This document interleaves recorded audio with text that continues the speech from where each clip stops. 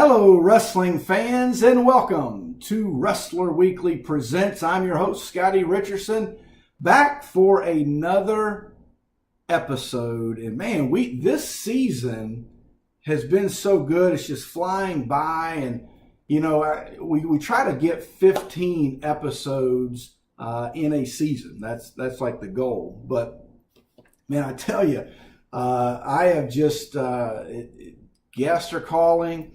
People want to be on the show, and I'm trying to accommodate everybody. But I will tell you, my guest this week is someone that we didn't really prep for, but it's someone that really should have been on earlier in seasons. And so we're going to get to that special guest here in a few minutes. But before I do, I want to let's take a step back. As you know, I'm opening the show, and it might be a comic book, it might be a vinyl record. Today, we're going back to, this is one of my favorite albums. I am a huge Elvis Presley fan, the king of rock and roll. And so this album, which was released January of 1975, The Promised Land, it is such a great album. When you're talking 70s Elvis, songs like There's a Honky Tonk Angel Who Will Take Me Back In, Mr. Songman, It's Midnight, If You Talk in Your Sleep, Thinking About You. But this is a fantastic album. Go to Raw Records, and my good buddy Alex here in Raleigh, North Carolina.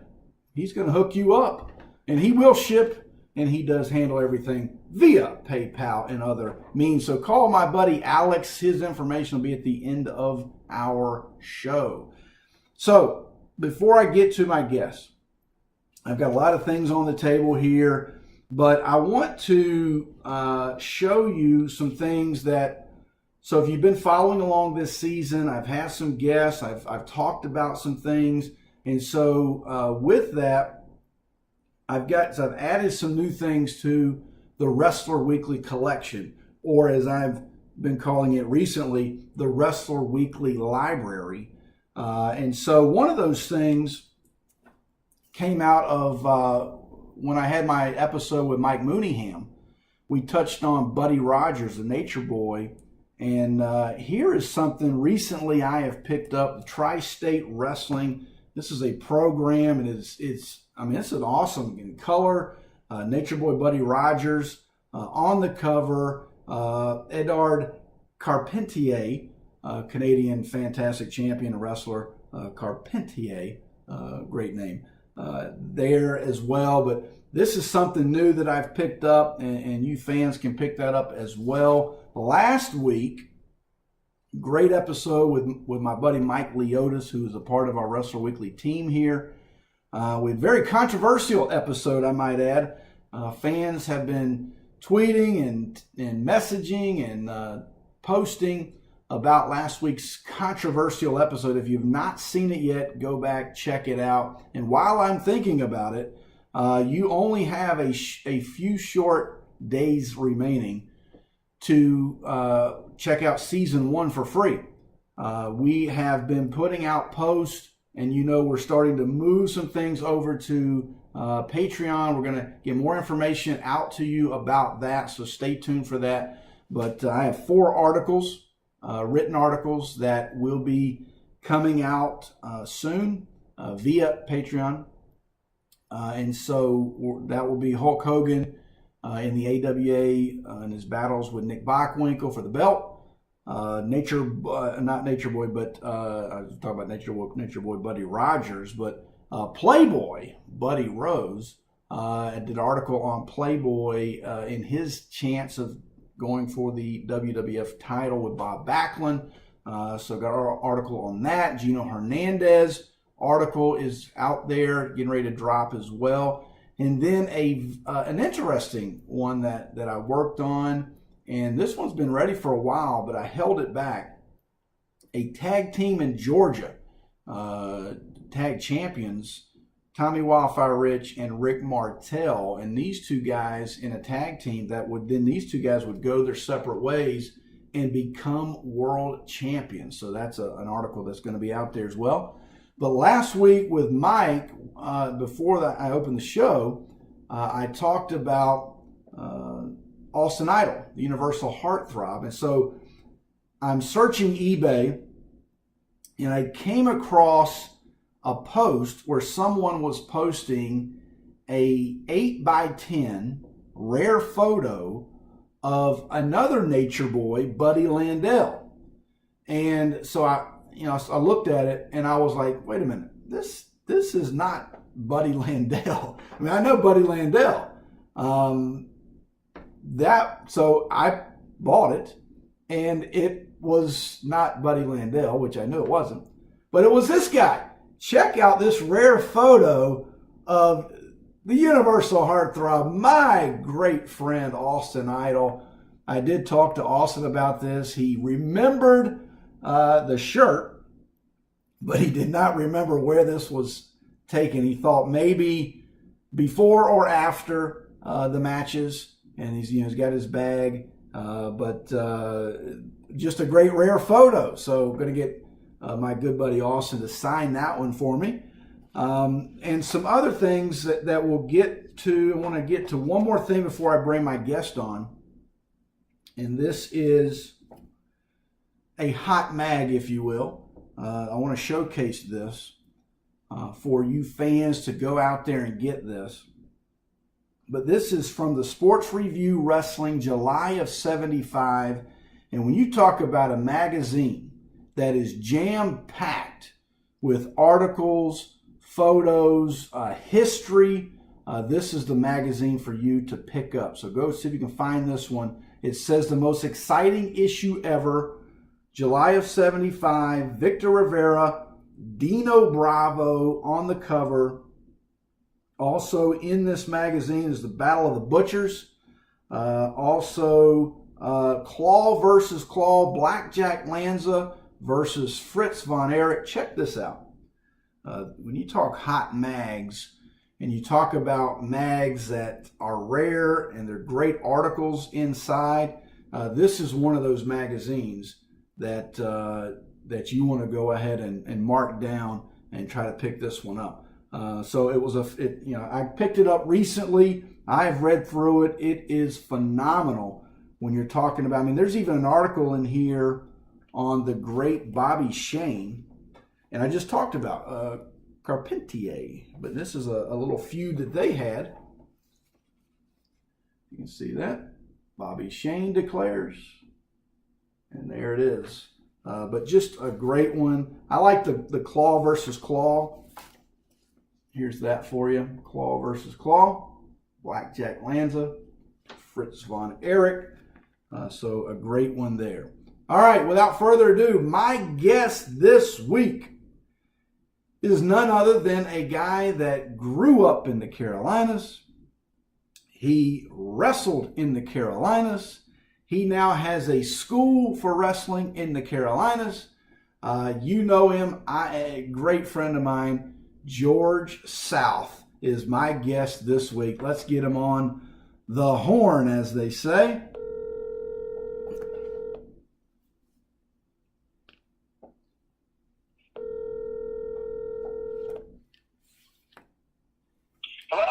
George. Buddy, I lost you. You are on Wrestler Weekly Presents. How you doing, George? All right. Are you doing okay? Are you there? Buddy, I'm doing good. Yes, sir. Thank you. All yes, right. I'm doing great. Thank you, buddy. Hey, George, I just showcased a record album from 1975, Elvis Presley, who made quite a few stops in Charlotte, your neck of the woods. Yes, he did. Yes, he did. And it's so funny, Scott, that we start off with that. You know, I got a crazy story. You know, my father-in-law, who has passed away years ago, he was a police chief here in Charlotte. And believe it or not, he was Elvis's private bodyguard. Oh, my goodness. Man, I tell you, I found it by mistake. I was going through the attic one day and found old cedar chest and opened it up, and then here's all these autographed pictures of Elvis and Oh, his wow. scarves. And the most amazing thing is the last year that Elvis played Charlotte, my father-in-law had a heart attack and was in the Charlotte hospital. And if you can believe this, Scott, Elvis and a couple of his guys went to the hospital Wow. and visited Wow. Mr. Gordon. Elvis, we've even got a card, a get well card that was autographed that Elvis had got, Wow. Mr. Gordon. So it's kind of neat. So I actually went years ago and had the pictures and the scarves and stuff, put in a trophy case. Oh, that's awesome. For Mr. Gordon, and we still got it. But, Awesome. But I always asked Mr. Gordon, I said, did he ever offer you a Cadillac? And Mr. Gordon said, no. He said, but I saw him give many of them away. That's So, right. you always heard about Elvis doing it. He said there would be many of a lady working in a motel or just somebody, Yeah. ordinary, and Elvis would give her one. But we got that, we got the get well card. But what was so amazing about it, Scott, real quick, is Mr. Yeah. Gordon said after his concerts, Elvis would send a limousine, an empty limousine with tinted windows, one way, and of course, thousands of fans would Sure. follow it. Yeah. And then Elvis and Mr. Gordon would get in like a 1970 Pinto and go the other way. And nobody would follow it. He said we'd have peace, we'd go out to eat, and nobody would know the difference. That's so awesome. everybody's following this limousine around Charlotte. That's and great. nobody's in it. So Yeah, George, it's just a great story. that's awesome, George. So when we talk about, this is right in my wheelhouse. So when you put the ball on the tee, and we're going to knock that ball and hit it out of the park, when I mix Elvis Presley, the 70s, and Mid-Atlantic Championship Wrestling, Yeah. what comes to your mind, George? Well, a lot of great memories. Absolutely. There's a picture, a black and white picture, Scott, that someone has sent me that was on the internet years ago. It was the old Charlotte Coliseum, which we still have here to this day. They've changed the names 100 times, but Sure. it's where I went as a kid for wrestling for Mid-Atlantic. But that particular week, and I don't know if you've ever seen this picture, but the billboard out front, it had Mid-Atlantic Pro Wrestling, like on a Monday. It had Elvis coming in town on a Wednesday, and it had the Reverend Billy Graham That's on right. a Friday. Absolutely. So buddy, you covered all, in 1 week. So just a lot of great memories. Like I said, we had an old Park Center, what they called it. Yeah. It's still standing too here in Charlotte. And Yeah. of course, every Monday night is where I started going to the matches as a kid. And of course, the Coliseum they would use for the Christmas shows or the big blow off of some big show or something. But as a kid, you could I hung out the back. You hear stories of kids waiting around in the parking lot and carrying the wrestlers' bags in. And Buddy Scott, that was me. And of course, that was a time when you could walk right up to them and they would sign your little notebook and just a lot of great memories. I got to know a lot of them, fell in love with a lot of them then, and man, I knew then if there was any way that I could be part of this, I wanted to do it, and I've just been blessed and got to know a lot of the those Mid-Atlantic legends that we talk about. I got to get close to a lot of them and become friends with them, and just an amazing time. I tell wrestling fans now, Scott, that y'all got a good thing going now, but you'll never know what we knew. No, to be that's the able key. to walk right up and get an autograph and talk to them. I remember as a kid, number one Paul Jones was my favorite, and he would always send me to get coffee, and when I'd come back, Scott, he would be gone. And so years later, I asked him why, and he said, because you was driving me nuts. he said, I sent you to get coffee, and I got the heck out of there. So, that's right. Of course, we laughed about it. Just a lot of great, you really did get to know these guys, these big heroes, and become friends with them. Now, we've got people all over the world that watch our show, and they follow Wrestler Weekly. Matter of fact, did the analytics the other day, and actually India is the second most of my viewers come from India. And so when we talk about worldwide, and obviously I grew up late 70s, watching Mid-Atlantic Championship Wrestling every Saturday morning. I wrote a book about it, Family Bacon Wrestling, where the whole it was a family deal. The whole family. It sure was. My mom cooked the Southern country breakfast, and we were in Southwest Virginia, and the whole family came over, and we never missed a Saturday morning. And it was just that was part of it. So George, take us back before your career begins. Your first introduction as a kid, Paul Jones, Wahoo. Talk about just growing up in that fandom that really, I don't know that the educational part, it takes guys like you and I helping this new generation to understand, without internet, the wrestling, how important the wrestling magazines were. So take the viewer back to that 1970s and your fandom begins to get you on that path to being that 18-year-old in the ring. Well, the first time, and it sounds crazy, Scott, but the first time I just turned the television on. I think I was like 7 years old. Yeah. It just happened to be Wahoo and Paul Jones against Ole and Gene Anderson in that famous, the ultimate sacrifice where, they throwed each other's heads. What was it? Gene threw Wahoo's head into Gene, his own partner. And I just luckily turned the channel on and saw it. And I had no idea what it was. I just knew there was these 4 big monsters here on this TV, and of course it was way before we had the Panthers or the Hornets or even minor league baseball. And I just thought, man, this is the greatest thing I've ever seen.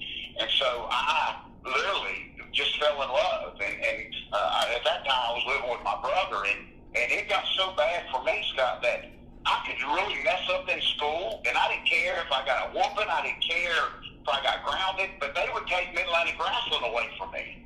And to this day, I credit that to get me to school, because if I screwed up or a paper come home or an AM, whatever, they took Mid-Atlantic Wrestling. So I fell so much in love with it. And then, of course, a few weeks later, I found out that you could actually go see it live, which did see at Georgia, of course. But then, as a kid, I didn't know that. So what's so cool, Scott, the very first match I ever went to was the old Memorial Stadium here in Charlotte. Yeah. Believe it or not, it was Wahoo and Paul against Ole and Gene. And what's so amazing about life, Scott, is there happened to be 2 women on that show that night. It was Fabulous Moolah against Susan Green. Oh, yeah. And I can't even tell you where my kids are today, but I can remember that whole show that night. And so I remember Susan Green. She was 18. I fell in love with her. What's so cool is I'm great friends with Susan Green now. Yeah. And to this day, I still tell her I was even able to get, it's amazing what you can find in the old newspapers. I was able to find the actual newspaper clipping, from that night. Awesome. So I went as a kid, and I still have that autograph that Susan Green, I have an old popcorn box, and that she autographed that night. And of course, Don Canota was just starting out. Tommy Atlas was there, and it was just really, that was my first time of being here live. And when I share with the fans about how you could walk right up, not just to the ring, but if they were standing. Let's say, what's amazing about the wrestler part, Scott, is and I try to teach that now in my wrestling school. But then all of the underneath wrestlers would all come out and watch. Like, of course, the main event. Right. I mean, it was always a constant learning thing. And, of course, I was so young then, I didn't know what the heck was going on. But the young guys, Jim Nelson was just starting out. Private Jim Nelson. So they would all come out and watch, the main events and the semi-main events. So that was your time to go up and probably drive them crazy like I was doing. But you really, and then later on, I got to see that. Even now, shows I go to now, these young guys, nobody does that anymore. Nobody watches, the main event guys or some of these legends. But I do. I mean, I tell you, I walked in the dressing room the other night, Scott. Ricky Steamboat was making an appearance, and I walk in, and one half of the dressing room is all these guys I've never heard of. And on the other side, when I got there, was Ricky Steamboat by himself. And I think, of course, I went straight to Steamboat, and asking questions about the 70s. But I'm thinking, okay, here's all this wisdom. Ricky Steamboat's one of the greatest guys in the world that will help anybody. Absolutely. But you got all these guys on one side, and there's nobody taking advantage of of all this knowledge and all this wisdom that's in this dressing room. So it's just a different time. But I think that's why I'm still doing it. It's almost like a drug in a way that the first time I saw Middle-Atlantic wrestling, you're trying to recapture that. I mean, when, to me, I tell you how amazing it was, Scott. Paul Jones just passed away last year, actually a couple months ago. And up to the time he passed away, Scott, I would take him out to eat. And I'm 55, 56 years old. Yeah. But to this day, we would go eat. And Paul knew how much I believed in him and Wahoo and how much they hated the Andersons to get me stirred up. I mean, we'd be sitting in the wings, and Paul would say, well, George, I hate to tell you, but men are always good friends. And I'd say, no, you're not. You hate him. And that's right. We would beat each other to death, and then we'd go have a beer together. And I'd say, if you don't stop, you're going to walk off. Because to me, oh my God, and Paul knew how bad I had it, and how I don't want to hear that to this day. No, I don't either. I don't either. Keep it kayfabe for me too, man. Up and I'll say, you got to buy your lunch. We're going to talk about what I want to talk about. That's right. It was just an amazing time. I mean, Crockett's office was right here in Charlotte. Right. The most amazing thing, Scott, was Mid-Atlantic was Charlotte. Right. I mean, of course, we went to Virginia, and Georgia, some, and South Carolina, but the old Crockett office is still standing. And how ironic is this that my wrestling school is off of South Boulevard, where Crockett's office used to be. That's so I awesome. drive by it. You talking about heartache? I drive by that old building every day. That's great. And just a lot of great memories. Klondikeville, I can take you right now to where Klondikeville parked the ring truck, and even before I got into Mid-Atlantic wrestling, you could go there and we parked up on the hill and watch the guys walk in, to get their paychecks or do interviews and stuff. So, and then for me to actually one day be able to park in that parking lot, and to go in that same back door that Ric Flair, Wahoo, and all them went in, and to be part of it, it's just an amazing, story. And I preach that to my kids now that I train, that, I don't know if you dream or if you got dreams, but gosh, it happens. Right. Because I tell you, and now what's so amazing is my own kids, I got 20 girls, and they say, Dad, you'll never retire because this WWE network is almost like reliving my career because it's coming back around. So people are going to be tired of me for a long time, Scott. I've got a 7-year-old son, Miles, and he loves when I put on the old Mid-Atlantic on the WWE network. He always, he hears the music and he comes running and he wants to see who's on, and he understands the history. But so now, George, you're 18 years old. One of the things that I think is lost in the shuffle is that understanding that back in that time, you're coming in new and fresh and young. Talk to our fans here about that dynamic of the older wrestler. That, and I know I listened to one of your interviews, and my good buddy Jim Valley, who interviewed you a couple of years ago, and it was a great take, and I really want our fans to hear this story as well. But just that, I don't know if it's a dichotomy, but that just dissection there, where you're new, you're fresh, you're young, you're athletic, you're in the dressing room, and you're not always, back then, you weren't always easily and quickly accepted.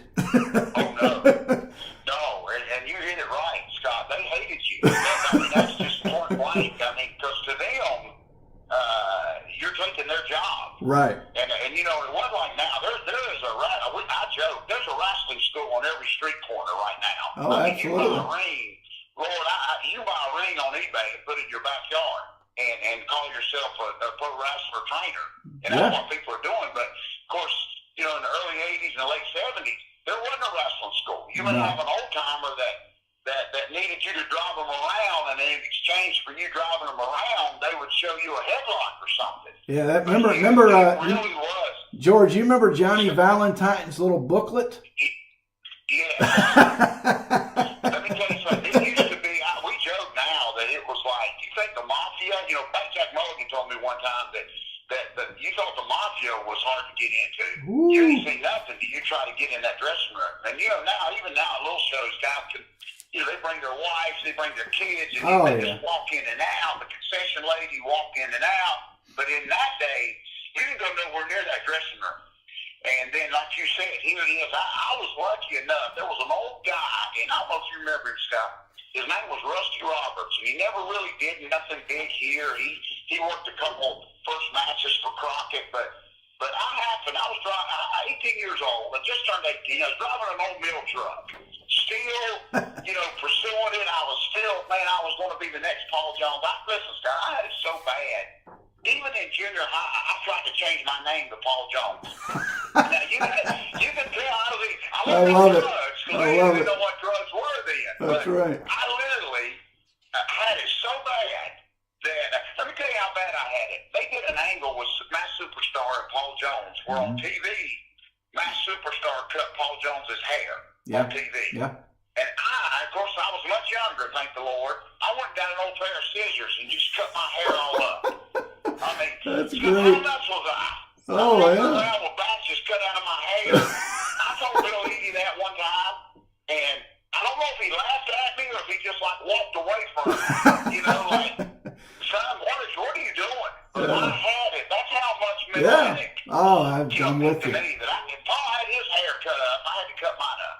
Oh, I'm with you. Yeah. But when you first got into this business, I drove up a newspaper one day, Scott, and there was a little three lines, and it just said, "Want to be a wrestler." And I thought, wait a minute, this can't be true. I mean, are you kidding me? And it had a little address. It was like in Gastonia, North Carolina, a little old. So I go to this place, the biggest dummy in the world. I go to this building, and it looked like something out of an old Scooby-Doo movie. I mean, the windows are broke out of it. The door's hanging on the hinges, and I'm thinking, okay, so I go in. And at that time, Rusty, there was an old ring in there, like something out of a Rocky movie, and there was Rusty Roberts, and there was an old time this woman worker back in the day, and there was this big Samoan, and there was a little midget, and they were in there like joking or whatever. So when I walked in, the door creaked, and they all turned, stopped, looked at me. I swear, it's like a movie of the week, and they said, "Can we help you?" Stupid me said, "Well, I want to be a pro wrestler." And they said, "Okay." And first thing I thought, Scott, I said, "Oh, God, this is pretty easy." I mean, I haven't had to pay no money. But Scott, let me tell you something. They got me in that ring then. And they literally, for 2 hours, beat the crap out of me. Wow. I mean, literally, they tore it would be illegal right now. Oh, yeah. I mean, you go to jail for what they did to me. Because their intentions was, all right, buddy, you ain't going to want it no more after this. And they tore my clothes off. I mean, they beat me up, and then they let that midget beat me up. So I literally, I mean, I think I died in that ring. And they threw me out of that ring. My nose was broke. Wow. I'm not lying. And I crawled out. I had an old 1976 Trans Am, and I'll never forget this. I crawled out that door and got in that car, and I was mad, crying, and frustrated. I said, but for some reason, here's what I'm getting at, Scott. For some reason, this old dumb boy went back the next day. And I don't know why, and that's probably why I don't have no sense to this day, but I went back. And when I walked back in that second day, bandaged all up on my nose, I looked like an old drug dealer in a Clint Eastwood movie, that he just beat up. Yeah. And I walked in, and they said, "Oh, my gosh, you're either an idiot or you really want this." You really want it. Not a week later, they needed a wrestler, so they threw me in the ring. I had no idea what I was doing. I still don't. But they threw me in that ring, and it's been, I have never looked back. And, see, here's what's so amazing, Scott. There wasn't the internet, like you said. There wasn't cell phones. Right. So, me and Les Thatcher just talked about this. So, to contact a promoter because I wanted to, because I didn't even know how. I was living in Charlotte. I didn't even know how to get into Mid-Atlantic. Right. But I knew there had to be a way to get in this. So I never forget. I called Georgia Championship Wrestling. First time I ever called him, Mad Dog Buzz Sawyer answered, Scott, and I hung the phone up. Well, matter of fact, he cussed me out when I told him what I wanted. So I hung the phone up, and I'm thinking, oh my God, my career is not starting out. If I'm going to be the next Paul Jones, this is rough. Right. And of course, I was able to finally get a match in Georgia Championship Wrestling for Ole. I mean, I was living in Charlotte, nobody knew it. And wow. First time I ever stepped in the ring, first time ever, was with Jerry the King Lawler. Wow. And I'll tell you what I did, Scott, that's when Kentwood Drive and TBS was starting to take off. They were bringing in Mid-Atlantic guys. They were bringing in everybody. Yeah. I mean, cable really hadn't kicked in. The Superstation was starting, and then one day, right after Dusty Rhodes or Jim Crockett bought, a few years ago, well, wasn't even a year later, they bought they bought their part of Georgia Championship Wrestling, and that's when JJ found out that I was living in Charlotte. He said, "Man," he said, "it's crazy for you to be living there and we don't use you." And so they started bringing me in for TVs. And you know what I've learned, and I teach this to this day, Scott? You keep your mouth shut. Now, nobody hears that now, because I go around these dressing rooms, Scott, and everybody's telling what they've done, what they haven't done, and bragging and all this kind of stuff. But in that day, you didn't open your mouth. Right. I mean, literally, you didn't even when I was one of the boys, I didn't walk in that dressing room till like Johnny Weaver or Abe Jacobs told me it was okay. I mean, literally, just because Wahoo may have took a liking to me doesn't mean that Dick Slater took a liking to me. And I learned quick. I mean, oh my gosh, I look back now. I just sit back sometimes in the dressing room, Scott, and think, man, these guys nowadays, I mean, they get mad when the shower don't work. Right. You know, they would. It was just a different time. Absolutely. I remember one time I saw Dick Slater, and I do it to this day just because I love Dick Slater. He would take his towel out of his bag, and he would put it over his chair, just an old metal chair. Right. He'd just lay it over it. He'd leave and go whatever. And I noticed that chair was like it was on fire. I mean, nobody went near. Let me tell you something, Scott. That may have been the only chair left in the universe. Yeah. But you didn't go touch that chair. That's that was Dick Slater's chair. Wow. And believe it or not, throughout the years, I saw these young kids come in here and, there's a chair. And I've seen them go get that towel. Something as simple as moving that towel. And, buddy, let me tell you something. When Dick Slater walked back in there and his towel was not on his chair, oh my gosh. Yeah, absolutely. It was not good. And so those little things, to this day, I just love those memories of it, because even now, when I put my towel on my chair, everybody knows, oh my God, we better run. Right. And nobody better not get that chair. So that's great. I just, that part of it, I would not change for nothing. Now, when I mentioned, you were not welcome. You were not welcome, my friend. Oh, absolutely. You were. Yeah, that's right. You were taken there, because you always had the smart aleck, that says, I could, Gene and Ole told me a story one time where they did the tryouts in Charlotte, to be a member of Mid-Atlantic Wrestling. You could join Mid-Atlantic Wrestling, but you won't pay. Back then it was $500. No pay for size, you paid $500, you got in the ring. And what was so amazing is, before Ole and Gene got a hold of you, they put you in there with Dr. Noble or Johnny Weaver. and at that time, Johnny Weaver, which I loved, he would blow you up and make you throw up. And then when you're about to die, here comes Ole and Gene. But Ole and Gene told me there was one guy that, for some reason, Ole felt sorry for. You can believe this. And usually they would break your leg or break your ankle. And so you wouldn't come back. But for some reason, I'm going to let this one go. But Gene said, no, Ole, you better go ahead and, you better go ahead and break his leg. I said, you better go ahead and finish him off. And Ole said, no, they're going to let him go. Well, the next day, Scott, in Greenville, South Carolina, Gene told me when they pulled up, guess who was on the corner with a big sign? Was that goofball saying, I survived the Richardson's trial. Ole and Gene, I survived. What? Ole and Gene. And Gene said, just looked over at him. Gene just smiled real big and said, I told you. I told you. So there's probably a reason behind all that. No doubt. So when we talk about, I'm going to talk about two guys and just get your thoughts, and then we'll transition to some of your career, George, and then talk about your book and then your school. But when I mention Ric Flair versus Ricky Steamboat, obviously from a fan's perspective, but then being around these guys, being in the locker room with these guys, seeing their work ethic, seeing their work rate, 1 hour Broadways, all of that. Talk about the significance of Ric Flair and Ricky Steamboat. Scott, to me, it almost brings me to tears now, because it was the greatest thing I've ever seen. Right. I mean, last year, when Big Time Wrestling came to Raleigh, I don't know if you remember this, but you know, there went the time they had Steamboat and Flair open up the show. And I was there. Flair kind of locked up. Yeah, I was there. They Yeah, kind of locked up a little bit in the beginning, and I was behind the curtain when they did that, and I literally had to walk away because I almost started crying. I know people thought, man, I said, dang, this pile is rough in this Dorton Arena, but dang, but it's just, to me, when you talk about, especially Mid-Atlantic Championship wrestling, two of the first, the classiest. And you know why I'm so thankful? They said, George, and I won't get all Christian on you, but I'll tell you, the reason I believe in God is because I have become such a part of both of those men's life. And I'm not bragging, Scott, but both of them, what an honor. Yeah. What an honor for both of them to bring their sons to me. Right. And ask me to train their sons. So, and just a couple quick stories.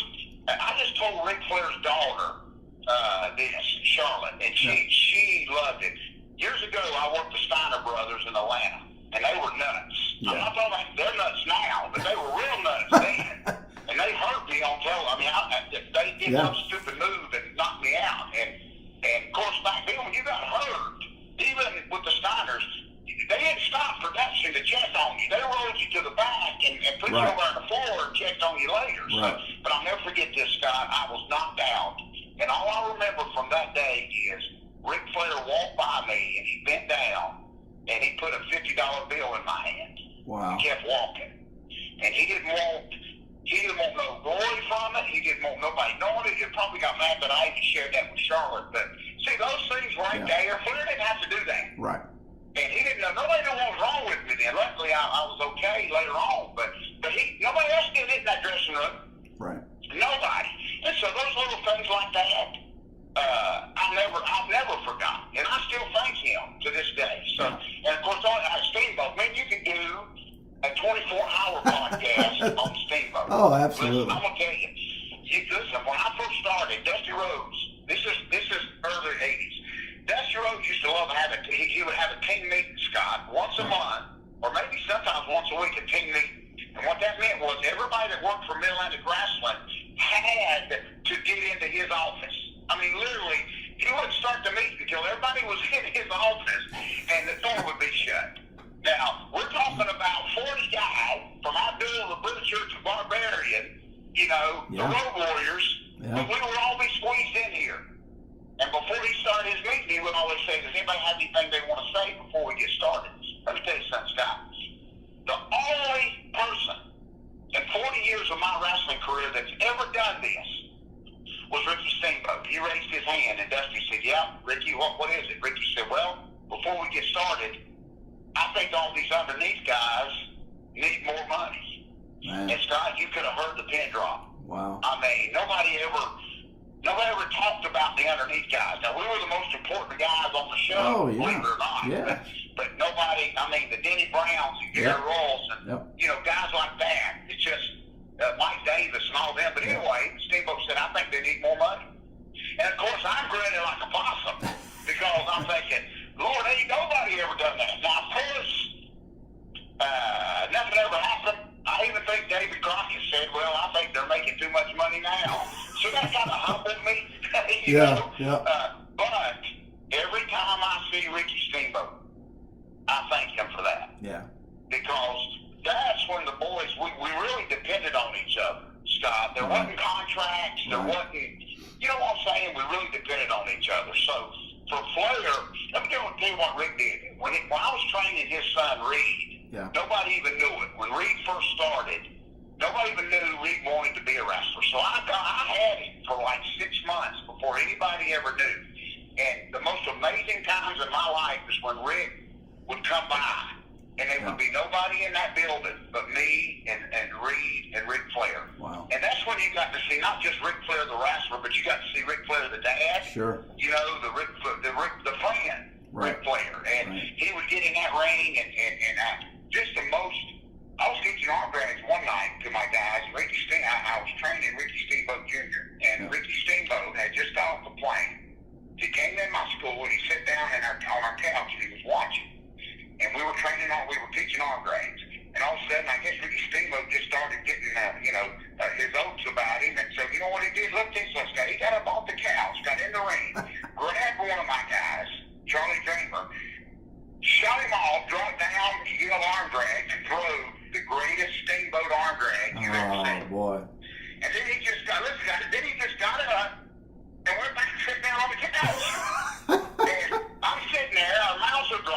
Yeah. And all I could say was that, Richie, your shirt tail didn't come out.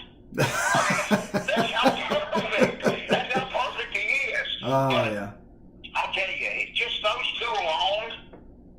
I mean, just the other day, we did a show. We did a comic, one of these comic cons. Yeah. Steve come over to me and listen to this, Scott. And he'd kill me if he knew I was telling you this, but he had $40 in his hand. And he reached over, and I thought he was just going to shake my hand, and he put $40 in my hand. Wow. And I said, Richie, no. He said, no. He said, just buy your guy something. And he said, just or buy you something. Yeah. And see, those little things like that, Right. Scott, I don't know. It's just, to me, listen, when I go to Ricky Steamboat now, I don't talk about none of the WWF stuff, because he had a great career. I still ask him about Jay Youngblood. Yeah, I do too. I do too. If they had separated, and broke up as a team, right, kind of when I come along, and so I didn't really get to know Jay. I knew his brother some, but I never really got to know Jay. So every time I see Ricky, I try to bring up a story like that, because they were like Batman and Robin here in Charlotte, North Carolina. Oh, absolutely. And and I'll tell you, a lady. Let me tell you something real quick. Yeah. A lady. I thought I'd seen everything as far as Mid-Atlantic. I mean, I don't know if it was an old poster, an old ticket, but a lady, a wrestling fan, said, "I'm going to send you a picture." And so she sent me a picture. Was this actual Mid-Atlantic billboard?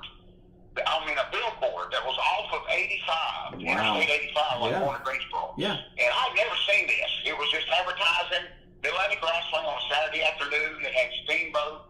If you can even remember when Jake Roberts came through here, absolutely. early on in his career. Early 80s, and I literally had to send the billboard to our good friend, David Chappell and Big Ford in the Gateway, and have them kind of look at it to see if and they didn't even remember it. Wow. So it's kind of neat when you find those golden, just nuggets that we thought we had heard about or seen, and there's still stuff out there. Oh, I'm sure, yeah. But the greatest thing that ever happened to me, Scott, and I know we're going to move on here, is, towards the end of Wahoo's career, I become real close with him. And of course, he would still get in the ring, but he liked doing appearances. And, and so one night I asked Wahoo, he was coming to my show to do an autograph session, and I just asked him, I said, Wahoo, if you don't mind, I got a little wrestling museum. I said, could you bring could I have an old knee pad or maybe an old t-shirt or something to hang in there? And he said, sure. And so that night, I was so excited, this years ago, Scott, I know you may have read about it, but he said, follow me to my car. So we walked out, followed him to his trunk, and he opened his trunk, and Scott, he gave me one of his headdresses. Oh, wow. He gave me, he took it right out of his trunk. Awesome. I literally forgot I did a wrestling show. He gave it to me, I took off. I thought, man, this is a joke. Yeah. You ain't getting this back. That's great. So, man. I know there'll never be another one of those. I don't know if you remember. I remember both Wonder Bread, like in 1974, they did a contest, which was actually a shoot. I mean, Mid-Atlantic did, where you vote for the most popular wrestler, and he's going to win a gold watch. And what was so cool, I remember cutting grass. I remember cutting my grandma's grass like 14 times in 1 week, so she would pay me. And I'd go buy these little nickel postcards, and I just keep sending them in. Yeah. And see, nowadays they'd read it. They'd work it to where they'd let John Cena win it or something. But in that day, I mean, they didn't care if, Denver, Alabama, or whatever guys wanted. Yeah. They were going to get it. And Paul Jones won that watch. And this was 25, 30 years that went past, and I went in his garage over here one day, and he opened the dress door, his little desk, and he said, you remember this? And then he pulled out that gold watch. Oh, The actual gold watch. He said, Mid-Atlantic Wrestling on the back. And I tell you, his old dry sense of humor, I'll tell you what, dude, he said, do you want it? And I remember I had my young child, my Garrett, my little boy, he's like 2 years old on my lap. And Paul said, you want it? And I literally dropped my kid in the floor. I said, you dang right I want it. Oh, I'm sorry about that, Garrett. Garrett ran down to the house. Well, anyway, Paul gives me this watch. And I'm literally crying in his office. Well, we get ready to leave. He follows me to my car, Scott, and Paul Jones, number one, my hero, knocks on the window. And I said, yeah. He says, well, about that watch. And I said, what do you mean? Because see, them old-timers are constantly working. Oh, yeah, so always working. Always working. I said, what do you mean? He said, well, I need that watch back. I said, what do you mean? And then literally in 5 seconds, I saw my life flash before my eyes. He said, I want that watch back. And I gave him that watch, and I was cussing him under my breath. And I was fixing to find a new favorite wrestler. Yeah, let me tell you. yeah. And I got ready to pull off, and he said, "Get back here."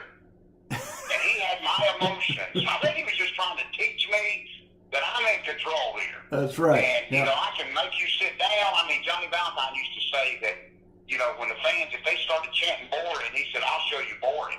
Right. And before you knew it, he had them people crying. He had them people sitting up, sitting down. He said, "I can put you to sleep or I can wake you up." They controlled the fans.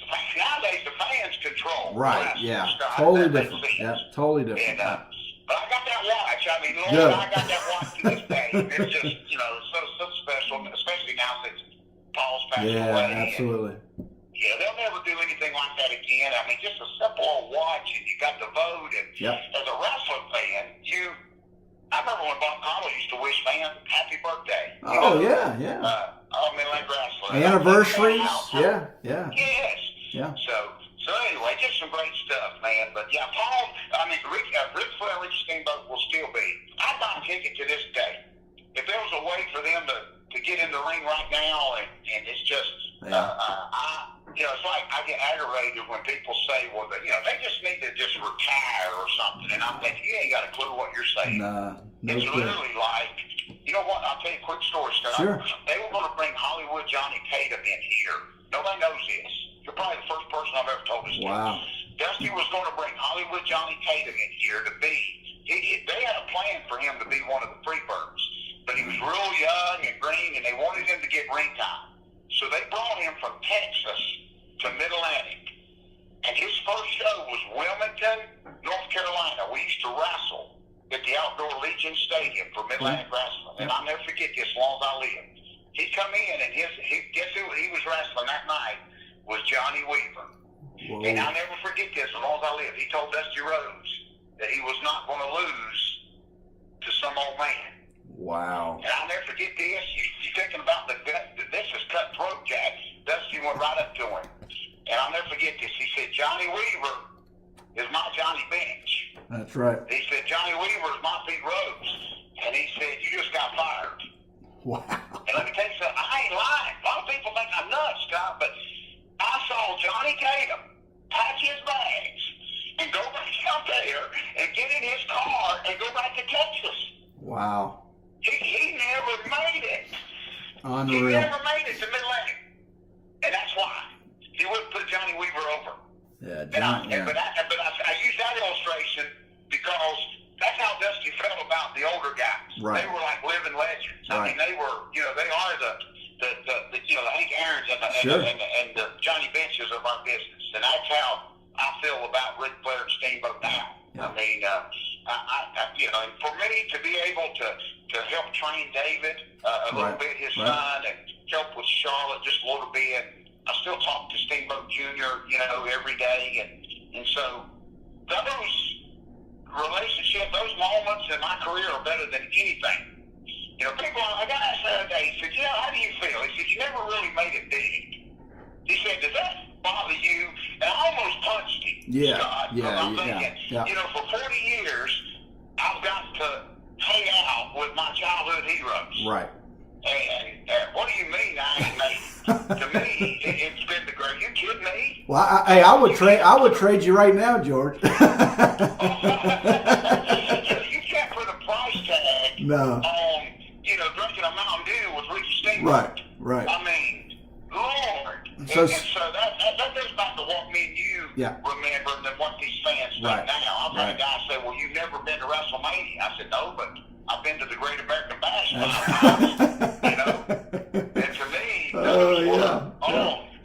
know what was cool about the Great American Bash in Charlotte? There's 25,000 people out there, and Dustin Rhodes had just started. Well, no, actually, he was still in high school. And it was such a long walk to the ring that Dusty jumped on and had golf carts. And they drove us to the ring, and Dustin Rhodes drove the golf carts.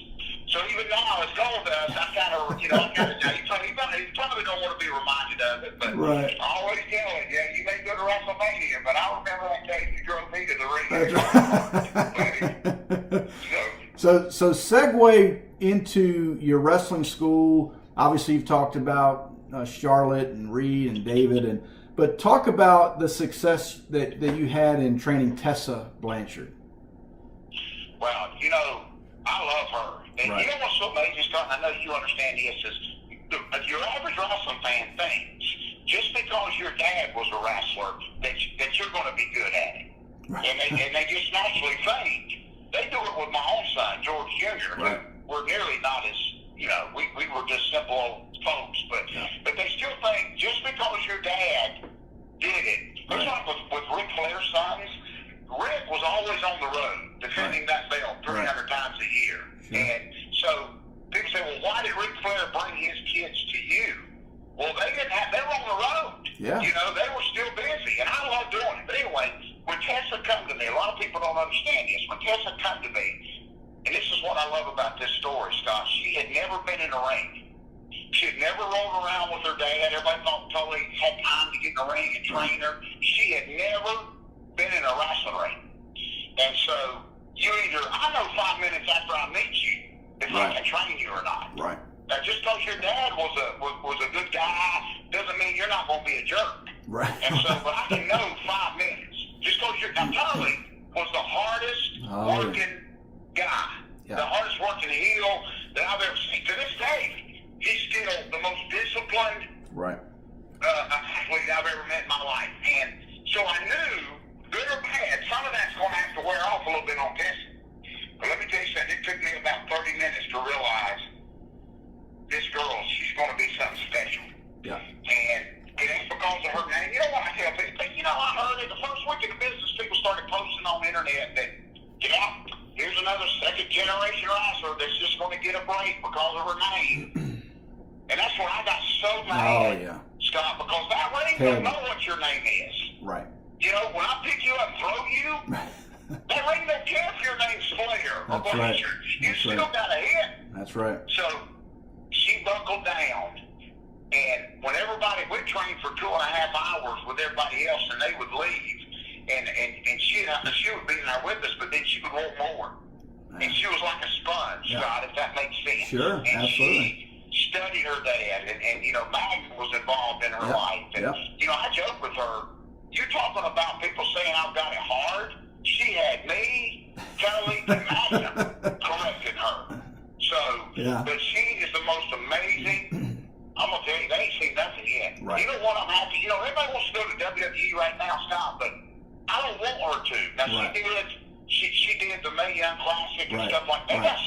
WWE's got so many girls and guys right now. Lord, I don't know what they're going to do with them all. Correct, yeah. But Tessa's kind of carving her own path right now. Right. And she's the most amazing. And I'll tell you a quick story. I know we got to move on, but 3 weeks ago we used Tessa at the big AML show here again, right outside of Winston-Salem, and Tully walked her to the ring. And it was just one of those moments that I wish I'd have had a camera, but we ran like an old theater. And, it was like an old theater with a dark hallway. That's You awesome. could just see actors, trying to find their way. And so anyway, I wanted to be there when Tessa went through the curtain. Yeah. So I'm walking through this little dark hallway, literally with my hands held up because I don't want to, run into the wall. Yeah. And all of a sudden you see the lights coming around the corner of the curtain, and I go around, and it's just Tully and Tessa. Wow. And Tully is giving her the greatest Vince Lombardi, 4 horsemen, we're fixing to conquer the world. Yeah. I wanted to ask Tony for his autograph. It was like, Tessa may not have enjoyed it, because you know how his dads are. Oh, They'll tell you everything that, you're doing wrong. Yeah. And Tessa's probably wishing he'd have shut up, but for about 10 minutes, I was like within arm reach of them, and it was just a dad and his daughter, and one of the greatest, wrestlers in the world, just sharing and pumping his daughter up. That's awesome. And I tell you, I almost went to the ring. Scott. It was just, it may never have to happen again. Yeah. But when they went to it was just that moment. That's great. Tully, when Tully talks now, I still see the 4 horsemen. Right. I still see him standing there, with a cage in front of him talking to Tony Schiavone. Yep. About coming to Raleigh or something. Right. And it's just,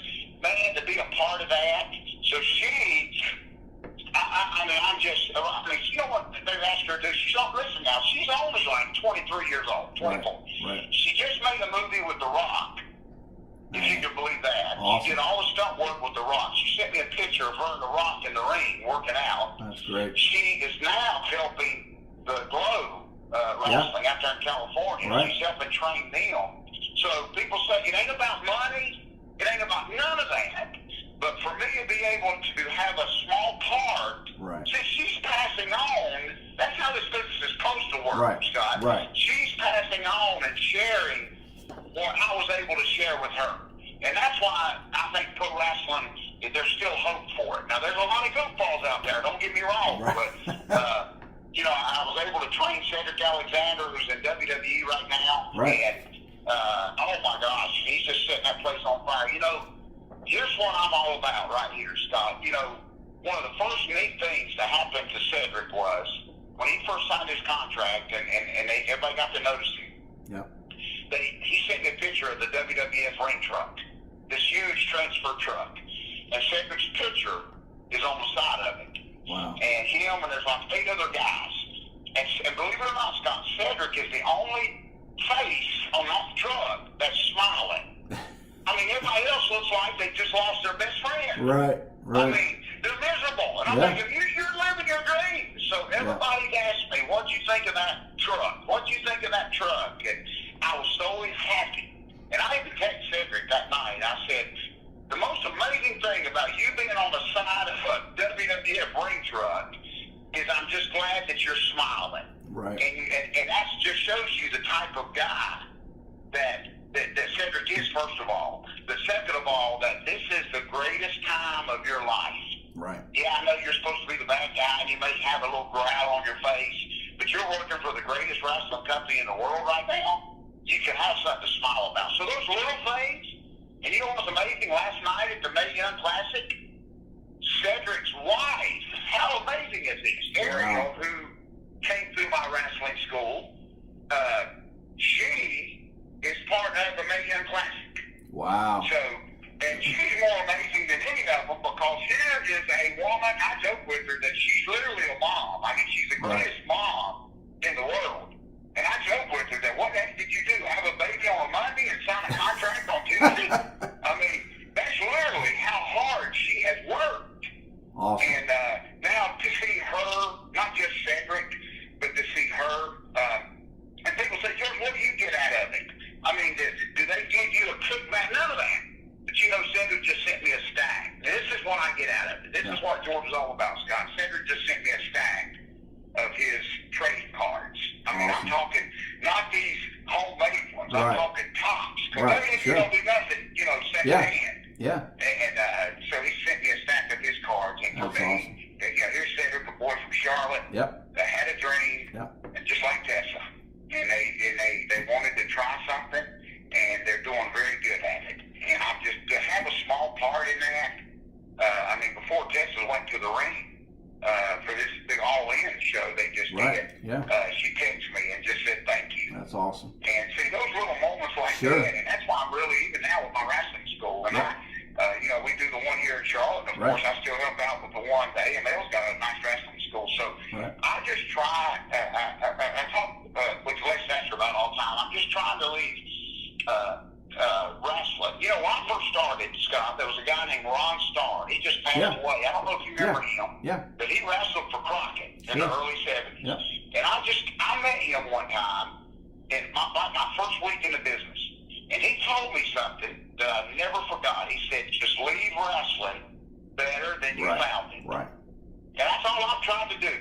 I swear, I still get mad, get aggravated when I, you know, watch these goofballs. A guy had me do a seminar the other day, and I get in the ring with 10 guys, Scott. I never met them before in my life. I introduced myself, and the first thing I do in my training is we take bumps. Yeah. We take 10 bumps to warm up. Scott, the first guy I look at, I said, all right, let's get started. Go ahead and give me 10 bumps.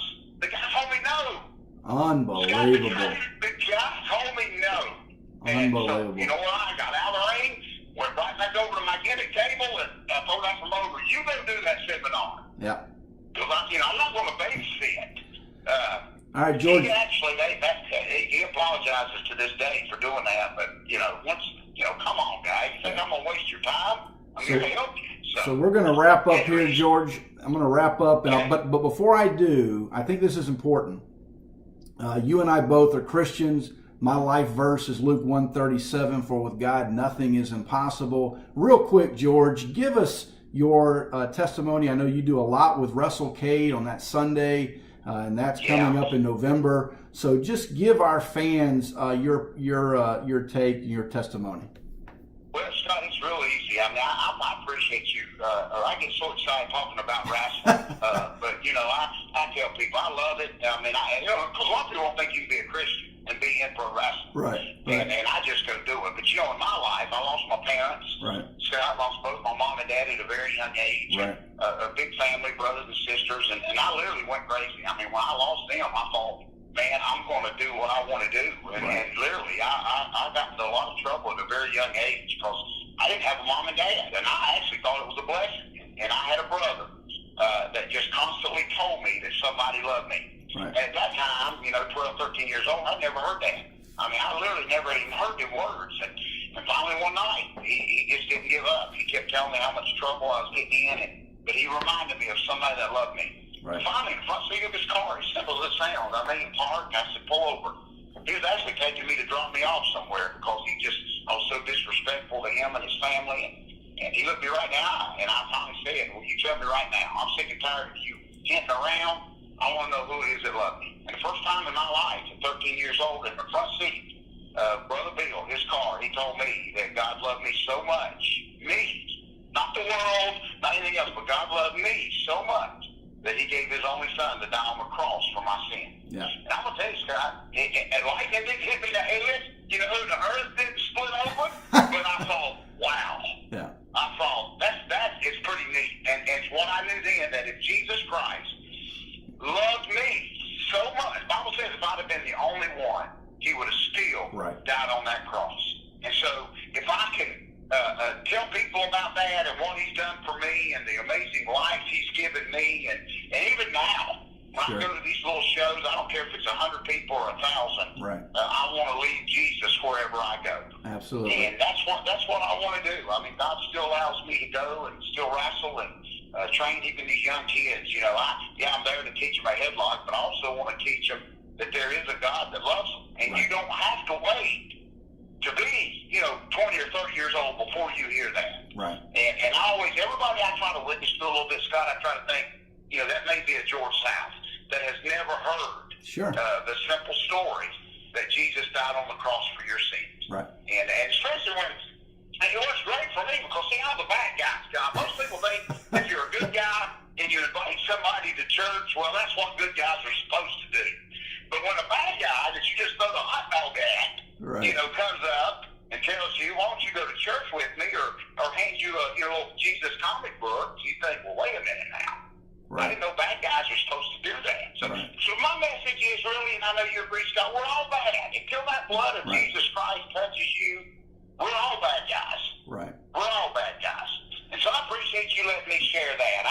Absolutely. I had a guy tell me yesterday, he said, man, he never finds you. And I'm thinking, brother, I got like 18 Facebook pages, and I got like 6 websites. Half of them ain't even mine. Yeah. But you can find me somewhere. Oh, yeah, absolutely.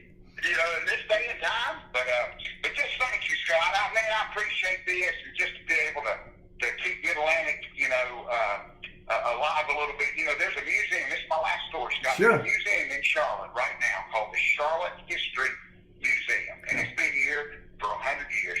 And I went to it one day, found it by mistake, and I thought, surely Mid-Atlantic Jim Crockett Promotions has to be part of this. Right. I walked around that history building, beautiful building downtown Charlotte, for almost 3 hours, and the only thing I could find, Scott, they had a little bitty poster, like out of the newspaper, stuck on the wall, like back in the very back room. And I'm thinking, are you kidding me? Yeah, to me, before Crockett, if they had stayed here, I think they would have been the one to bring football in. Right. I really believe that, Scott, because they were involved in everything. So, but I still grab a Mountain Dew and drop by the old office and just cry. Keep it alive. Well, I can tell you, we're in. My wife and I love Charlotte. We're there quite a bit. Obviously I'm here in Raleigh, so next time I'm in Charlotte, Georgia, or you're in Raleigh, let's definitely get together for that Mountain Dew and have a let's have a Pepsi, which is Pepsi born here in the Carolinas. So, That's right, buddy. so, yes, sir. but buddy, you just keep doing. If I can do anything, you just keep doing what you're doing, and we're gonna, we'll keep Mid-Atlantic alive. And absolutely. Once these fans get a hold of it, it'll grab them like it did me and you. Absolutely. And they'll want more of it, and especially with the network and all that. So I appreciate it, especially let me share my testimony at the end, buddy. Thank you. Thanks, George. And I will call you after we wrap here, and we'll chat some more. But thanks for being our guest this week. Awesome guests and stories, and taking us back to that time. Fans, if you want to catch George, you can find him. He's all over the place. We'll put the links. Right. We'll put the links up in the bio. But Wrestler Weekly, Twitter, Facebook, Instagram @Wrestler Weekly. You can also find our book, Family Bacon Wrestling, on Amazon. ProWrestlingTees.com for our merchandise. And again, as always, fans, until next time, so long for now.